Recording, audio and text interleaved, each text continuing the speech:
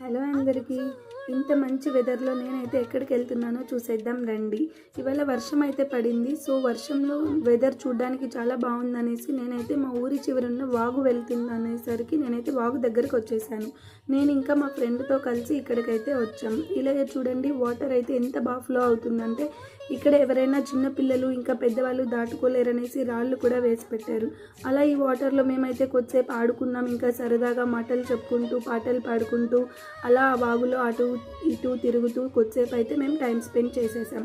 ఈ రాళ్ళల్లో ఇలా నడుస్తూ ఉంటే వాటర్ అయితే చాలా చల్లగా ఉంది. ఇంకా ఈ కొద్దిసేపట్లో నేనైతే అంబ్రెల్లా తీసుకొని ఇలా ఫొటోస్ కోసం అయితే స్టిల్స్ ఇచ్చేసాను. ఏదో పెద్ద యాక్టింగ్ చేస్తున్నట్టు అంబ్రెల్లాని తిప్పడం రాకపోయినా సరే అలా తిప్పుతూ మేనేజ్ చేసేసాను.